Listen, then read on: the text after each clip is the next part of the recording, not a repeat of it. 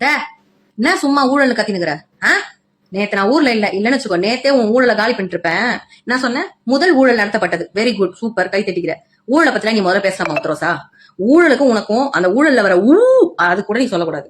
ஏன்னா நீ அதே ஊறி போய் உருண்டு போய் பிறண்டு போய் கிடக்குற. அதனால நீ அதை பத்திலாம் பேசவே கூடாது உத்தரோசா. ரெண்டாவது வந்து இந்த மக்களுடைய வரி பணத்தை எடுத்து நீங்க கொடுக்குறீங்க. அது யாரோட வரி பணம்? எங்களோட வரி பணம். 5 வருஷம் இதுக்கு முன்னால இருந்த ஆட்சி.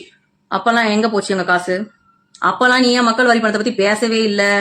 அப்ப நடந்த ஊழலை பத்தி எல்லாம் சொல்லவே மாட்ட. அப்ப நாங்க ஊழல் லிஸ்ட் எடுத்து கொடுக்கட்டுமா? அப்ப என்ன பண்ற? அதே மாதிரி இந்த என்ன சாமி, கும்புறன் சாமி. நாங்க வந்து கும்புறன் சாமி போட மாட்டோம். அதெல்லாம் நீ சொல்லவே கூடாது. முதல்ல அந்த கும்புறன் சாமி போடதே நீதான். சொல்லவே கூடாது. இந்த கும்புறன் சாமி பத்தி, இந்த ஊழலை பத்தி, இந்த மக்களோட வரி பணத்தை பத்தி நீ அப்படியே ரொம்ப மக்கள் மேல அப்படியே அக்கறையை புழிஞ்சு ஊத்தாத. போன 5 வருஷம் என்ன பண்ணி கிழிச்ச? நீ என்ன பேசுன? எந்த இடத்துல எவ்வளவோ வந்து பிரச்சனைகள் நடந்தப்போலாம் என்ன பேசுன? நீ பெண்களுக்காக என்ன பேசுன? மக்களுக்காக என்ன பேசுன? இப்ப என்னத்துக்கு பேசுற? நல்லா வந்துடும் என் வாயில.